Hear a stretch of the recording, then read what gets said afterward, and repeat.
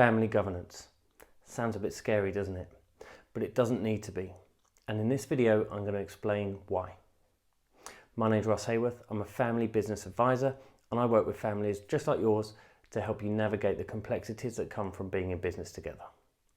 I'm also going to answer a specific question in this video, which is, do we need a family assembly? Before I do that though, I'd like to cover some of the family governance basics.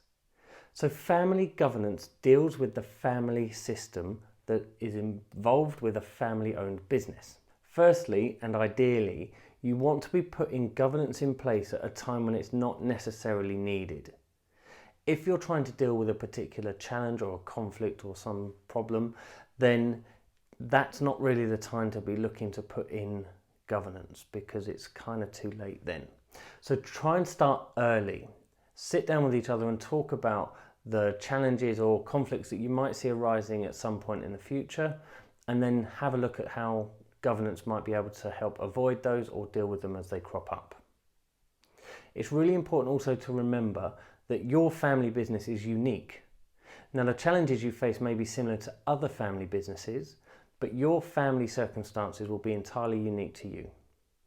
The reason I mention that is because there's lots of people out there who will throw terminology at you and say, this will solve that problem or that will solve that problem. The truth of the matter is, everything has to be designed around your own family circumstances. There are no out-of-the-box solutions. So the best place to start with that is, as I say, look at what you're trying to achieve or to avoid, and then talk to somebody about what governance structures can be put in place in order to help you to do that. So now to the specific question I've had is, do we need a family assembly? A family assembly is a forum where family members, whether they're shareholders, spouses, children, whether they work in the business or don't work in the business, come together to discuss the business, to express their concerns, their views and opinions on that business in a structured and supportive environment. The primary function of the family assembly is this communication forum, but it's also there to educate the family members who may not be involved in the business with what's going on within the business. It should be fun, and there is an element of socialization to it.